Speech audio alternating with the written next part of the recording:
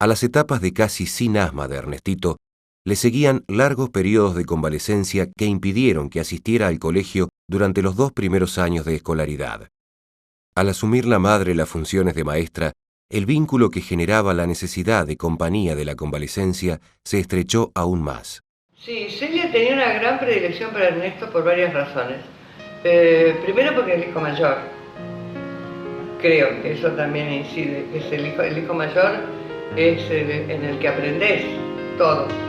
Te equivocás, tenés aciertos, pero el hijo mayor supongo que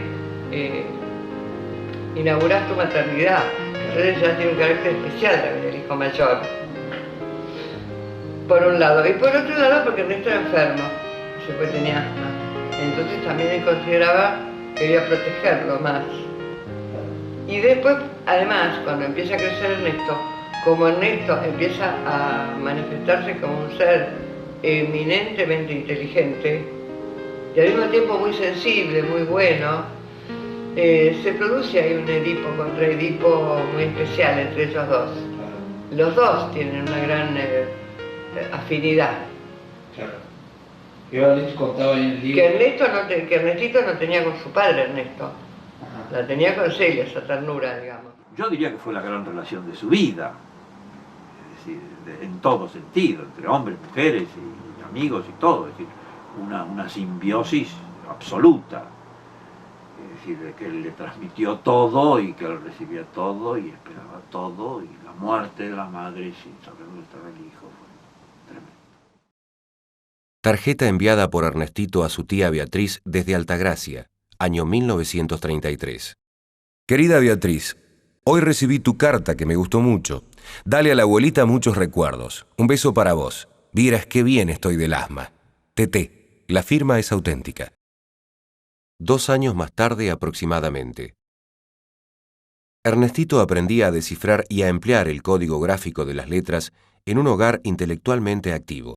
Todos leían en esa casa, porque el viejo Ernesto también era gran lector, Celia, ni qué decir.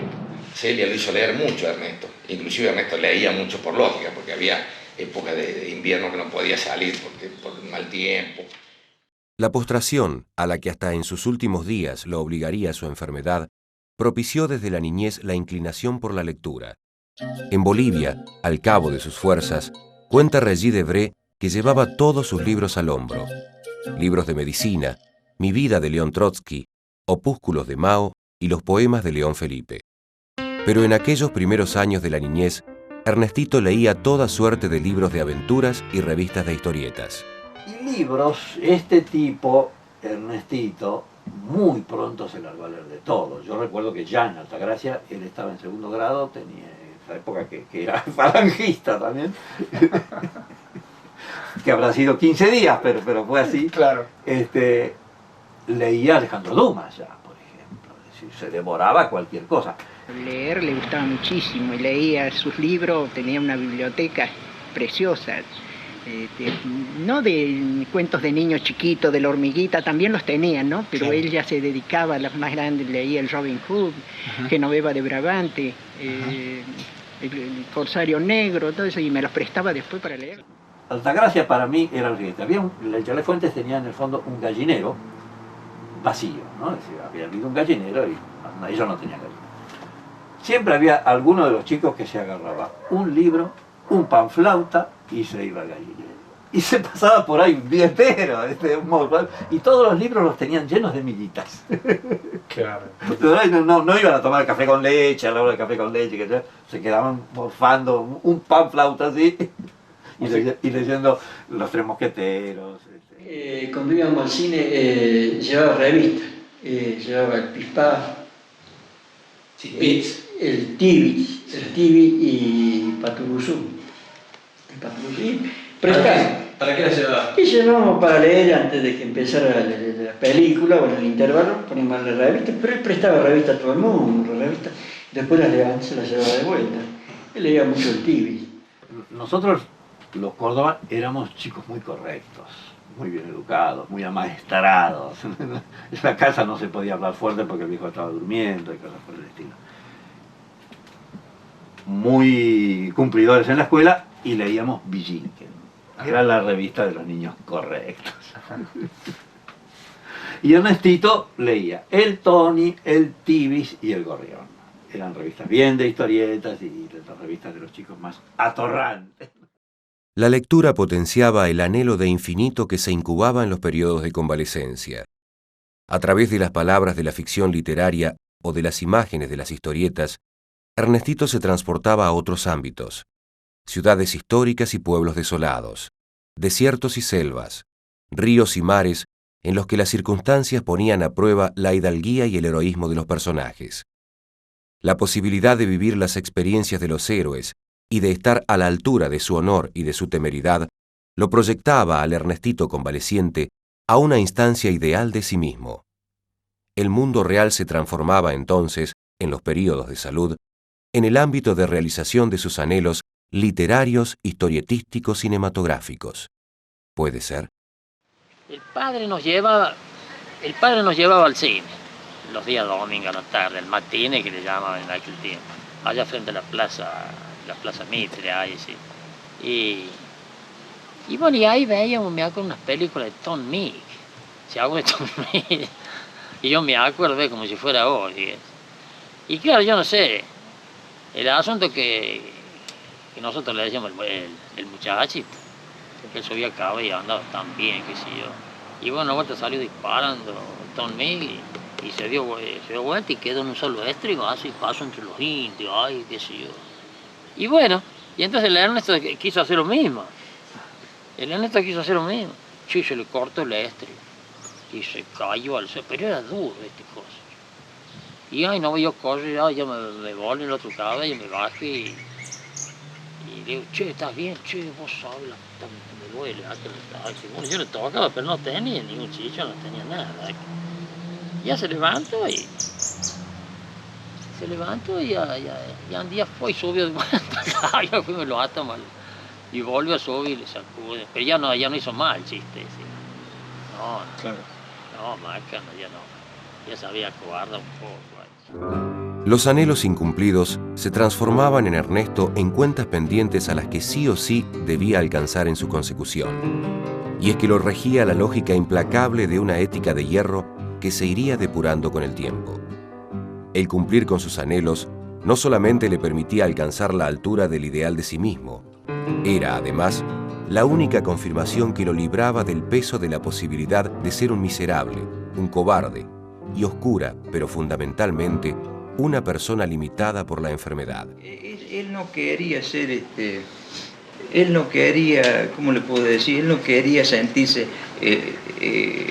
menoscabado por la enfermedad ni nada. Él quería hacer lo que hacían todos. Eso lo quería. Él como si le ignorara la cosa. Pero daba lástima cuando le daban los ataques. Ernestito pondría todas las fuerzas de su ser en el cumplimiento de estos mandatos que madurarían y se perfeccionarían en el tiempo. En la antigua cancha de una parte. Entonces había dejado la ropa, entonces, pero a un lado de ahí, y el Asmopul que se llamaba en aquel tiempo, ahí, ¿no? Entonces vemos que sale, que agarra la pelota y todo se cae así duro, Ernesto. Y entonces el Tomás, todos salimos corriendo para allá, para donde está Ernesto. Y el Tomás, en vez de salir para allá, sale para atrás. Porque se dio cuenta que Nancy fue a buscar el Asmopul, ¿no? Y bueno, lo sacamos y lo pusieron ahí. Y al rato volvió, porque era demasiado cabezadura, de tesonero, ¿no? Ya nos detendremos en sus viajes, en su hidalguía y su temeridad legendarias. Por lo pronto, querríamos hacer referencia a algunos episodios de su vida, de una sutil o explícita coincidencia con la ficción de aventuras. Se va la primera. El 24 de junio de 1955, la policía mexicana detiene a Fidel Castro y a algunos de los futuros expedicionarios del Granma, entre los que se encuentra Ernesto. Desde la cárcel de la calle Miguel Schultz, contesta a los desesperados argumentos de su madre tendientes a separarlo del proyecto guerrillero. No creo de vos que prefieras un hijo vivo y Barrabás a un hijo muerto en cualquier lugar cumpliendo con lo que él considere su deber. Darling, please don't go. The trouble is you don't want a man for a husband. You want a coward who'll run out on his friend when they're in danger. Well, that's not me and never was and never will be. I don't care how much I love you. And I do very much. I'm a soldier. I mean, I'm a man first. All right, Mr. Cheesecake. Get that silly smirk off your face. All right, come on. Then let's go.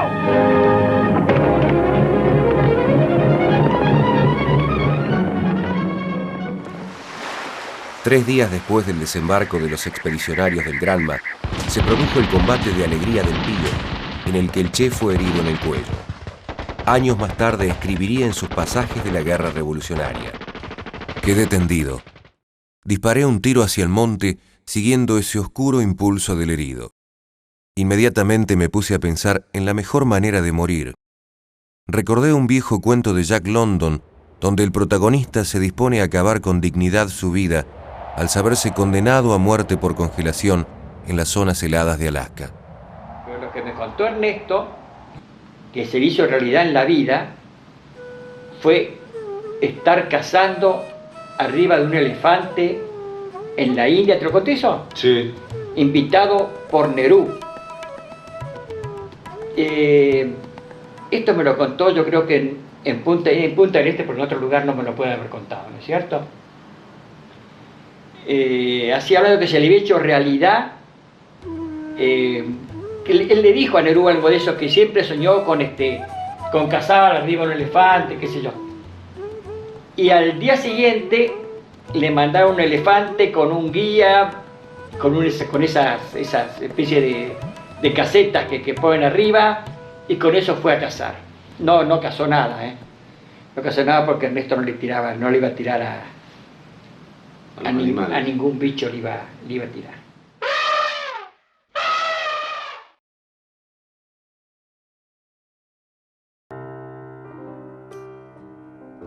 Movido por la posibilidad ilimitada de aventuras que le sugería el paisaje altagraciense, Ernestito encontró, en esos primeros distanciamientos, una no buscada liberación a las tensiones parentales, que lo tenían como aliado de Celia frente a las arbitrariedades paternas. Ernesto padre no superaba la sensación de encierro que le provocaba la obligada permanencia en el lugar, e indirectamente la responsabilizaba a Celia por considerarla, no con justicia, la causante de la enfermedad de su hijo. A ello parecen sumarse reiteradas infidelidades matrimoniales, irresponsabilidad en el manejo del dinero. Lo que yo le oí decir 20 veces a Ernestito es que él lo que quería era largarse a recorrer el mundo, y si uno se recibe de médico con una valijita así, es decir, si uno conoce la medicina, ni siquiera si uno tiene el diploma, con una valijita así, se gana la vida en cualquier lado. Él quería rajarse porque tenía hormigas en el culo y sabía que siendo médico algo iba a poder hacer en cualquier lado. En enero de 1950, 3 años antes de recibirse de médico, Ernesto ya salía de Buenos Aires a recorrer el país con una bicicleta a la que le había adaptado un motor de 50 centímetros cúbicos. Con el motor encendido, o pedaleando, o tomándose de camiones y de autos, Ernesto recorrió 12 de las 22 provincias argentinas, completando un total de 4.500 kilómetros. Ya de regreso, llegó a revisar el motorcito. Al conocer los kilómetros recorridos, el dueño del taller mecánico lo contactó con los fabricantes, quienes le propusieron entregarle un motor nuevo a cambio de la publicación de un anuncio con su foto y testimonio. El 19 de mayo de 1950, la publicidad del motor Micrón apareció en El Gráfico, la revista deportiva más importante del país. Por entonces, sus ansias de viajar no tenían fronteras. El 22 de diciembre de ese año, Ernesto se matriculó como enfermero. Era el primer paso, el oficio que le permitiría embarcarse en los buques de la Marina Mercante que navegaban fuera del país. Papá fue el que le consiguió el permiso de embarque, que era muy difícil de conseguir. No, el viejo en aquel momento estaba en el Ministerio de Obras Públicas y Navegación y Puertos dependía de Obras Públicas. Entonces al viejo le fue fácil conseguirle el permiso de embarque a Ernesto. Ernesto realizó 4 viajes navegando casi ininterrumpidamente desde el 19 de febrero de 1951 hasta el 16 de junio del mismo año, tocando puertos del Brasil, Venezuela y Trinidad-Tobago. Sin embargo, Ernesto no pudo conocer en esos viajes mucho más allá de los puertos que tocaba en los recorridos. 4 meses después de finalizada la última travesía, y como tantas veces por entonces, rumbió para Córdoba a visitar a su novia Carmen Chichina Ferreira. Allí se encontró con su amigo Alberto Granado. Juntos emprenderían el primer gran viaje por Latinoamérica, el definitorio de su posición política revolucionaria.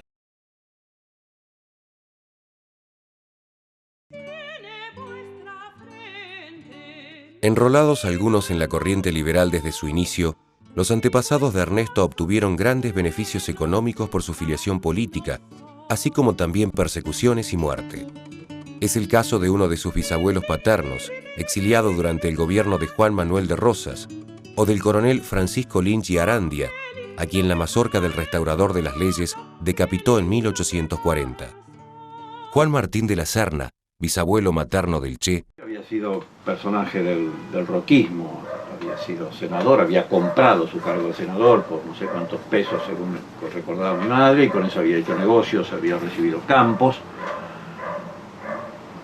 Era de los opositores de José Hernández, que había nacido también con el roquismo, que había apoyado el roquismo en el primer momento, y se abrió de esa corriente cuando vio esa política de apropiación y despojamiento de los reales habitantes del campo, ¿no? Claro.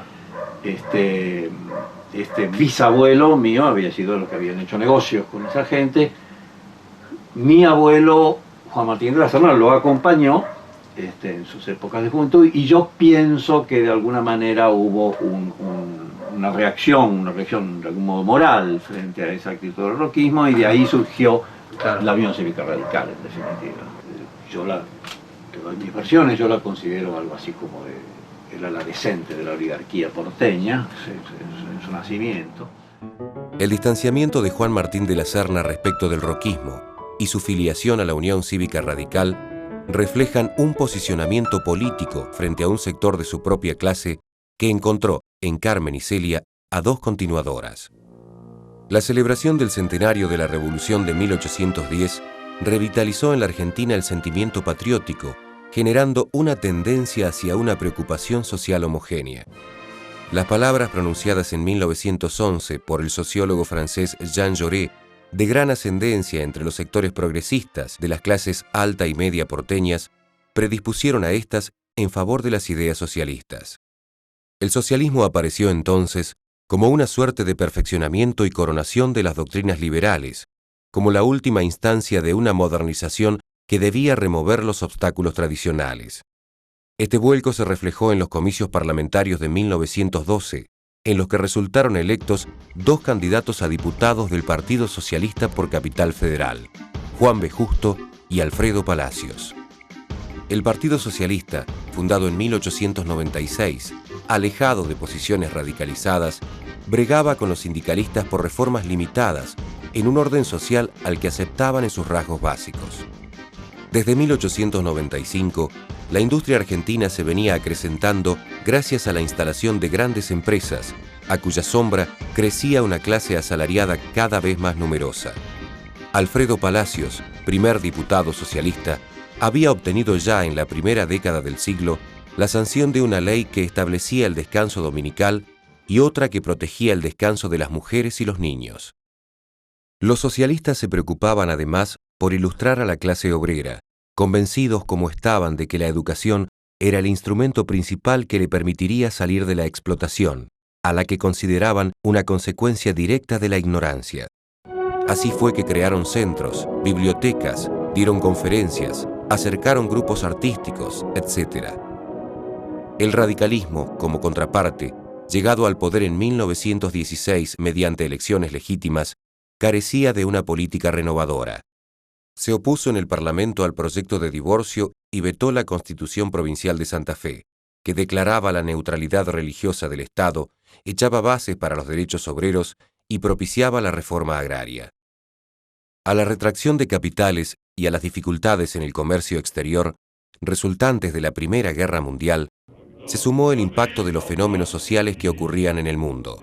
La Revolución Rusa de 1917 y los movimientos revolucionarios que estallaron en Italia, Austria y Hungría después de la conflagración. En el país, todo esto se traduciría en un aumento de huelgas que ascendieron de 138 en 1917 a 367 durante el año siguiente. El presidente Hipólito Yrigoyen tendría una actitud dual frente a este fenómeno, desde obligar a las compañías marítimas y de ferrocarril a aceptar su arbitraje con los sectores obreros, a reprimir a los sindicatos con mayoría extranjera o del interior del país, llegando incluso, durante la Semana Trágica, a aliarse con la derechista Liga Patriótica, la organización paramilitar de las clases propietarias. Así fue como el Partido Socialista comenzó a perfilarse también como una alternativa de control al gobierno. Además del interés cultural de Celia, tenían interés también por la política, ¿no? A través de los diarios. A través de los diarios y había unas actitudes morales muy fuertes, entonces frente a eso, las cosas que suceden, claro, no se puede permanecer indiferente. En ese sentido sí había interés por la política. No había interés militante como tenía mi viejo. Era una postura ética frente a la política. Era una postura ética frente a todo. A todo. Frente a todo. Y esa es la historia de Ernesto Guevara, ¿no? Una postura ética. Porque los padres eran socialistas eran, ¿no? Sí. Sí, en ideas medias avanzadas. Tenían una posición liberal de izquierda. Es decir, eran absolutamente los únicos parientes nuestros que no eran franquistas.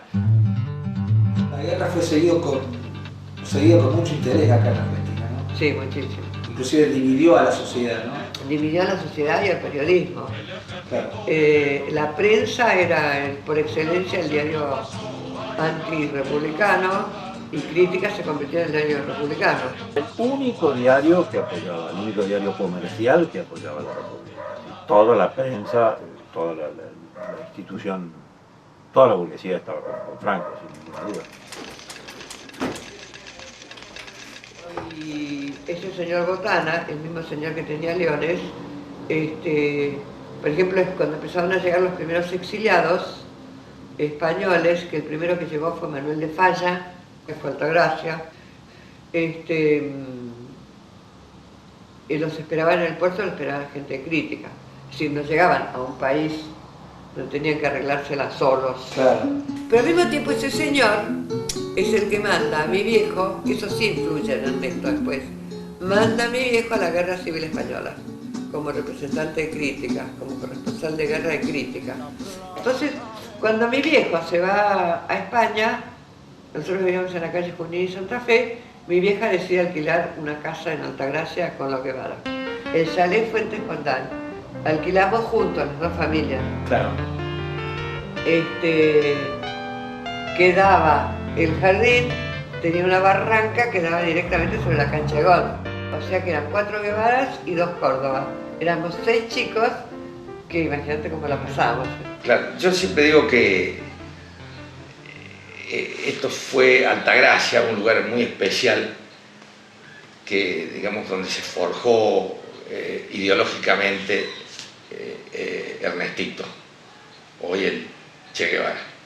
Nosotros vivimos la Guerra Civil Española.